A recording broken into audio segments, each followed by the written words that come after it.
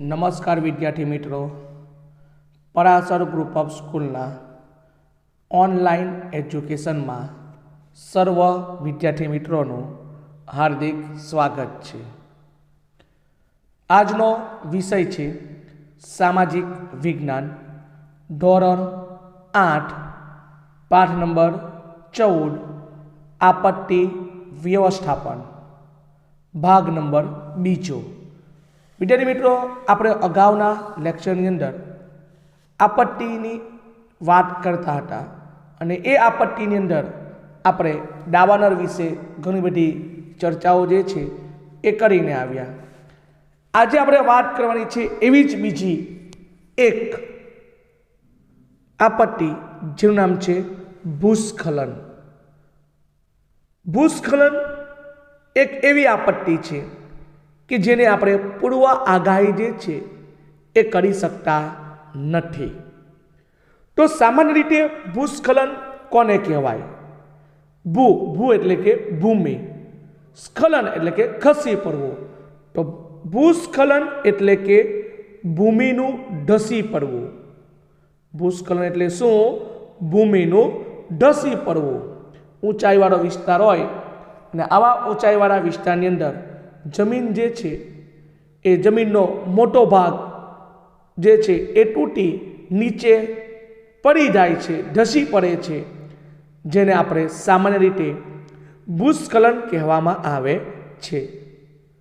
आपणे घणी बधी वखत न्यूज़पेपरनी अंदर अने समाचारनी अंदर जोईए छीए के भाई आवा कोई पर्वतीय विस्तारनी अंदर कदाच वधु वरसाद पड़वाने कारणे जे जमीन धसी पड़ता अवर जवर थता रोड जे छे ए बंद पड़ी गया। बराबर छे? आवा समाचार जे छे ए खास करने आपणे सांभळता जोवा मळे छे। तो आवी घटना जे छे, आवी स्थितिनुं सर्जन जे छे ए विशेष प्रमाणमां क्यां जोवा मळे छे? तो कहेवाय छे पर्वतीय क्षेत्रनी अंदर आपणने जोवा मळे छे। क्यां जोवा मळे छे? पर्वतीय क्षेत्रमां, के ज्यां आगळ आपणने धसी पड़ेली शिलाओ, धसी पड़ेली शिलाओ अने माटी अने काटमार नीचे दटाई जता अनेक लोको जे छे ए परवारमां એટલે કે પલભરની અંદર મૃત્યુ પામતા જોવા મળે છે। અને આમ તેનાથી મોટા ભાગે મોટા પાયા ઉપર જાનમાલને નુકસાન જે છે એ થતું આપણને જોવા મળે છે। आपने ख्याल है कि पहाड़ी विस्तारनी अंदर पण मनुष्य जे छे ए वसवाट करे छे, अन्य केटलाक जीवो जे छे ए वसवाट करे छे। तो आवी रीते जमीननो ऊंचाईवाळो मोटो भाग आकस्मिक रीते धसी आवे छे। तो नीचे ज्यां सुधी धसीने पड़े छे त्यां सुधी कदाच रहता आसपासना लोको, तदुपरांत केटलाक अन्य प्राणी पक्षी जीवो जे छे के जेनी अंदर पलभरनी अंदर पोते मृत्यु पामता जोवा मळे छे। अने आम भूस्खलन जे छे ए पण एक मोटी तबाही जे छे ए मचावतुं आपणने जोवा मळे छे। ए प्रमाणे भूस्खलन माटे जवाबदार परिबळो कया कया छे? तो कहेवाय छे भूस्खलन माटे जवाबदार बाबतो जोईए तो एक तो भूकंप छे के भाई भूकंप आवे। तमने ख्याल छे कि भूकंप केवी रीते आवे छे?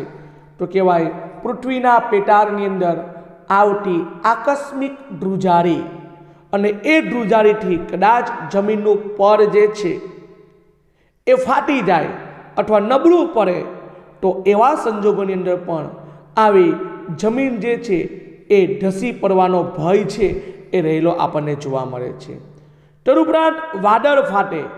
वादळ फाटवानी प्रक्रिया जे छे के पूर जेवी कुदरती आपत्ति ज्यारे आवे छे त्यारे एवा समयनी अंदर जमीन जे छे ए अचानक धसी पड़ती आपणने जोवा मळे छे।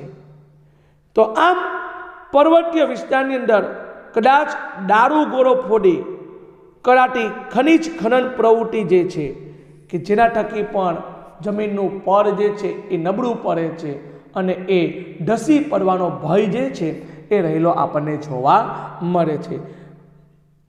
ए प्रमाणे निवर्णीकरण जेने के आजे जंगलो नाश पामता आपने जोवा मळे छे। જંગલો નષ્ટ થતા આપણને જોવા મળે છે। આપને ખ્યાલ છે કે વૃક્ષો જે છે એ જમીનને અથવા માટીના કણો જે છે એને જકડી રાખવાનું કામ કરે છે, પણ આજે જે જંગલોનો નાશ થયો છે અને એ નાશ થતાં આજે જમીન જે છે એ ધસી પડવાનો ભય જે છે એ રહેતો આપણને જોવા મળે છે। પર્વતો કાપી બનાવતા માર્ગો આજે અવર જવર માટે પર્વતો જે છે એને કાપી એને તોડી અને વચમાં આપણે જે માર્ગ જે છે એ માર્ગનું સર્જન કરીએ છીએ। જેવી રીતે કે આપણે અન્ય સ્થળ ઉપર નથી ગયા, પરંતુ આપણે બધા સાપુતારા ગયા છે, તો સાપુતારા તમે જાઓ છો તો એ આખો પર્વતમાળા છે અને એ પર્વતમાળામાં આ જે ડુંગરો જે છે એને તોડી અને માર્ગ જે છે રસ્તાઓ જે છે એ બનાવેલા આપણને જોવા મળે છે। એવી જ રીતે કદાચ કુદરતી વહેતું વરસાદી પાણી જે છે એ માર્ગમાં અવરોધ કે બાંધકામ વગેરે જવાબદાર બાબતો જે છે કે જેની થકી આ ભૂસ્ખલન જે છે એ ભૂસ્ખલનની ક્રિયા જે છે થતી આપણને જોવા મળે છે। તો આવી રીતે અચાનક આકસ્મિક રીતે જે જમીન ધસી પડે છે અને આ જમીન ધસી પડવાની પ્રક્રિયા જેને આપણે ભૂસ્ખલન તરીકે ઓળખવામાં આવે છે। એ પ્રમાણે આપણે વાત કરીએ કે ભાઈ આવી ભૂસ્ખલનની પ્રક્રિયાને કારણે શાનું સર્જન થાય, તો જે રસ્તા ઉપર આવો જમીનનો ભાગ અચાનક ધસી આવે છે તો વાહન વ્યવહાર જે અવર જવર કરે છે એ રસ્તાઓ જે છે માર્ગ જે છે એ તૂટી જાય છે, અથવા તો એની ઉપર માટી ધસી પડવાથી જે વાહન વ્યવહારની અવર જવર જે છે એ અટકી જતી આપણને જોવા મળે છે। એની અંદર એક પ્રકારની રૂકાવટ જે છે એ આવતી આપણને જોવા મળે છે। એ પ્રમાણે કદાચ આવા પર્વતોની તળેટીમાં એટલે કે નીચેના ભાગની અંદર અથવા ઢોળાવા ઉપર માનવ વસવાટો યાને કે મનુષ્ય જે છે એ વસવાટ કરતો હોય તો તેઓને ભારે નુકસાન અથવા તારાજી જે છે એનું સર્જન થતું આપણને જોવા મળે છે। એ પ્રમાણે અનેક માણસો અને પાલતુ જાનવરો જે છે એ જાનવરો આવી સ્થિતિની અંદર પોતાનો જીવ જે છે એ જીવ પણ ગુમાવતા જોવા મળે છે, અને જેમાં કેટલાક મનુષ્ય ભારે ઈજા થતાં એ પોતે કાયમી વિકલાંગતાનો ભોગ બન્યા હોય, બરાબર છે, એવું આપણને જોવા મળે છે। વિકલાંગતા કે આવી પરિસ્થિતિનું સર્જન થવાથી જે ઈજા પહોંચે છે શરીરના જે તે ભાગની અંદર અને જે તે ભાગમાં વધુ ઈજા પહોંચવાને કારણે મનુષ્ય જે છે પોતાનું કોઈક એક અંગ જે છે એ ગુમાવી બેસે છે, જેને આપણે સામાન્ય રીતે વિકલાંગતા કહેવામાં આવે છે। તો એના માટે પુનઃવર્ષન માટેનું કામ જે છે એ કેવું બને છે, પડકારરૂપ બની જતું જોવા મળે છે। આપને ખ્યાલ છે આપણે અત્યારે આપણું શરીર સ્વસ્થ છે અને સ્વસ્થ શરીરથી આપણે જે ઘણું બધું કામ કરી શકીએ છીએ, બરાબર છે, પરંતુ આપણા શરીરમાંનો કોઈક અંગ જે છે એ નષ્ટ થાય તો જેવું અત્યારે આપણે કામ કરી શકીએ છીએ એવું કામ પછી આપણે કરી શકવાના નથી। એટલે કહેવાય છે કે એના માટેનું કામ જે છે એ પછી કેવું બની જાય છે, તો કહેવાય પડકારજનક જે છે એ બની જતું જોવા મળે છે। એ પ્રમાણે ખેતીલાયક જમીનનો નકામો ભાગ જે છે એ બની જાય છે। ભાઈ જે વિસ્તારની અંદર ખેતી કરતા હોય અને આવી જમીન ધસી પડે છે તો એ ખેતીલાયક જમીન જે છે એ આપણી કેવી બની જાય છે, નકામી બની જાય છે। અને સાથે સાથે આવી રીતે જમીન ધસી પડતા પર્વતીય ઢોળાવો ઉપર જે વનસ્પતિઓ હોય છે એ વનસ્પતિઓ પણ નાશ પામે છે, તૂટીને નીચે પડી જાય છે, જેથી કરીને જંગલ જે છે એ જંગલનું નષ્ટ થતું આપણને જોવા મળે છે। સાથે સાથે જે તે વિસ્તારનું ભૂમિ દ્રશ્ય જે હોય એ જે છે એનું સ્વરૂપ બદલાઈ જતું જોવા મળે છે। રસ્તા, પુલ જેવા વાહન વ્યવહાર માટે બાંધકામ ફરી ઊભા કરવા એના માટે સેંકડો રૂપિયાનો ખર્ચ જે છે એ થતો આપણને જોવા મળે છે। તો આમ આ પ્રમાણે ભૂસ્ખલનની પ્રક્રિયા જે છે એ મોટા પાયા ઉપર આર્થિક નુકસાન જે છે એ આપણને પહોંચાડતું જોવા મળે છે। તો આવી ભૂસ્ખલનની પ્રભાવિત વિસ્તારની અંદર વાત કરીએ તો આવી ભૂસ્ખલનની સ્થિતિ ભારતમાં કયા વિસ્તારમાં બની હતી? તો કહેવાય છે ઉત્તરાખંડ રાજ્યમાં કુમાઉં. ક્યાં આગળ ભૂસ્ખલનની પ્રભાવિત વિસ્તારો કયા છે? તો ઉત્તરાખંડ રાજ્યમાં કુમાઉં અને ગઢવાલ. એ પ્રમાણે પશ્ચિમ બંગાળમાં દાર્જિલિંગ, ગુજરાતમાં સાપુતારા, ઈડરમાં એટલે કે બનાસકાંઠા અને અંબાજી દાંતા, બરાબર છે, કે જે બનાસકાંઠા જિલ્લાની અંદર આવી ઘટનાઓ જે છે એ આપણને બનતી જોવા મળે છે. યાની કે આ જે સ્થળો જે છે એ કેવા છે? પર્વતીય સ્થળો છે. તો આવા સ્થળો ઉપર આવી ભૂસ્ખલનની પ્રક્રિયા જે છે એ આપણને બનતી જોવા મળે છે. અને આમ ખાસ કરીને એનો વ્યાપ અત્યંત મર્યાદિત છે અને મર્યાદિત હોવાને કારણે વિનાશકતા જે છે એ હિમાલયના વિસ્તારની તુલનામાં આપણને ઘણી ઓછી જોવા મળે છે. તો આમ આ પ્રમાણે આપણને ભૂસ્ખલનની પ્રક્રિયા જે છે એ થતી જોવા મળે છે. હવે એવી જ રીતે આપણે વાત કરીએ કે જ્યારે આવા પર્વતીય વિસ્તાર ઉપરથી આપણે પસાર થતા હોય તો એવા સમયે રસ્તાની બાજુ ઉપર કેટલીક રૂઢ સંજ્ઞાઓ દ્વારા તકતીઓ જે છે એ તકતીઓ ટીંગાડેલી આપણને જોવા મળે છે. ચિહ્નો, જેને આપણે આપણી ભાષામાં શું કહીએ છીએ? રૂઢ સંજ્ઞા કહીએ છીએ. બરાબર છે. જો કદાચ તમને હવે જ્યારે પણ કદાચ તમે આવા પર્વતીય માર્ગો ઉપરથી પસાર થવાનું થાય તો આજુબાજુ નજર નાખતા આવું ચિત્ર નજર આવે તો આપણે એવું વિચારવું કે ભાઈ આ પ્રદેશ જે છે, બરાબર છે, કે ત્યાં ભૂસ્ખલન જે છે એ થવાની સંભાવના જે છે એ આપણને રહેલી જોવા મળે છે. બરાબર છે.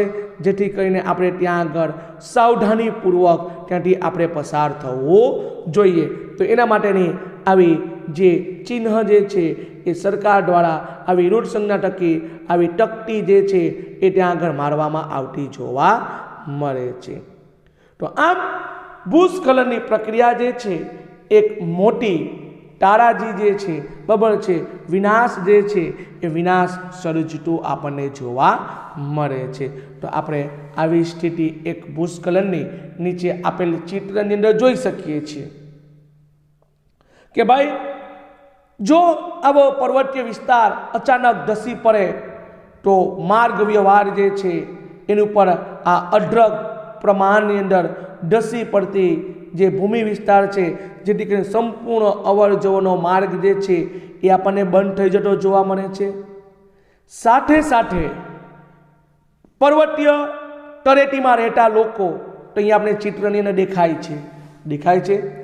તો આવા લોકો જે છે એ લોકો કદાચ એની ઉપર આવી ભૂમિ ધસી પડવાને કારણે તેઓનો જે ઘર છે એ ઘર તૂટી જવાનો ભય રહે છે.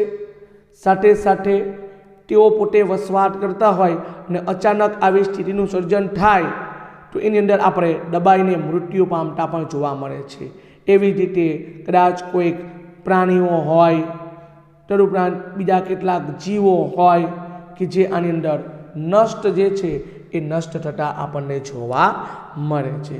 તો આમ આ પ્રમાણે જે કુદરતી આપત્તિ જે છે એ કુદરતી આપત્તિનું સર્જન થાય છે અને આવી આપત્તિના સર્જન થવાને કારણે ઘણી બધી જાનમાલને મુશ્કેલી જે છે એ પહોંચતી જોવા મળે છે.